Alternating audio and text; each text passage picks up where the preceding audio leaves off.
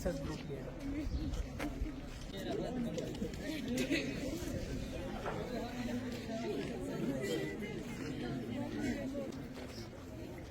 What is the name of your team?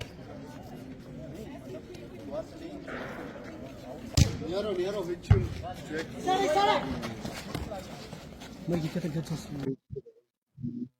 Principal साहब, मुझे ये बताइए, आज आपने बहुत सारी एक्टिविटीज जो है अपने कॉलेज के प्रेमिसेस में करवाई।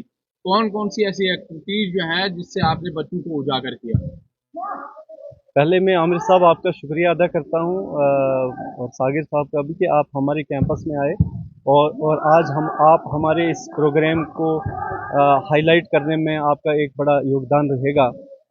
बेसिकली आज कल से हमने एनएसएस के हवाले से 10 दिन का एक कैंप शुरू किया है। तो कल हमने उसका इनागुरल पोर्शन किया था, जिसमें हमने कुछ एक बच्चों को अवेयर किया था, वॉलंटियर्स को, कि how we will proceed for the coming 10 days.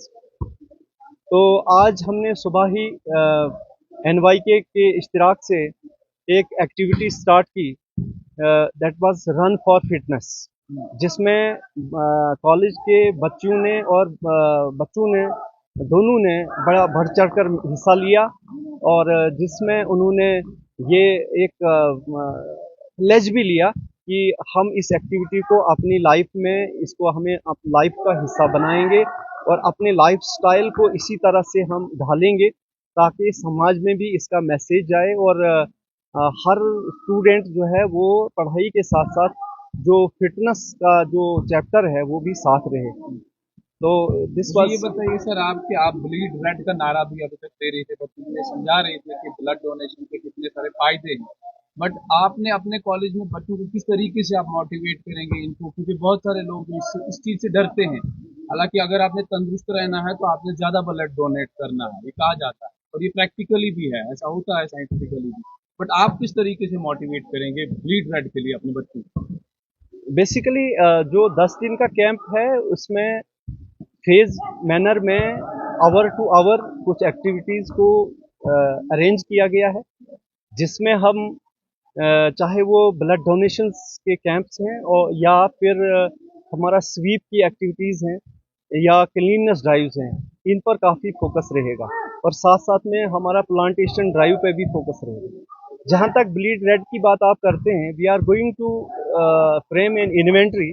हम एक इन्वेंट्री बना रहे हैं जिसमें सभी बच्चों के नाम, उनके ब्लड ग्रुप्स हम ले लेंगे और एक इन्वेंट्री तैयार होगी जो किसी भी नेचुरल कैलेमिटी के वक्त आपको फ़ायदामंद रहेगी समाज के लिए, हमारी एनएसएस वॉलंटियर्स के द्वारा।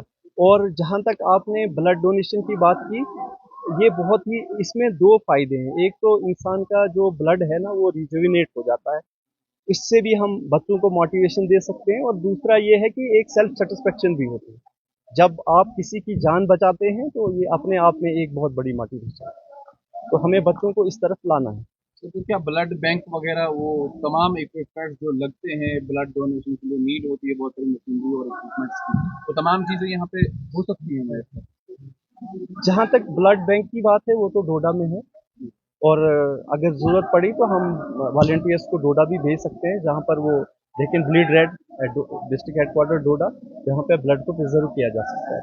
और जहाँ तक यहाँ के लिए मैंने आपको बताया कि एक इन्वेंट्री हम तैयार कर रहे हैं जो ज़्यादा इम्पोर्टेंट है और हम मोटिवेशन दे देंगे बच्चों को ताकि वो आगे सोसाइटी के अंदर, समाज के अंदर भी मैसेज फॉरवर्ड करेंगे।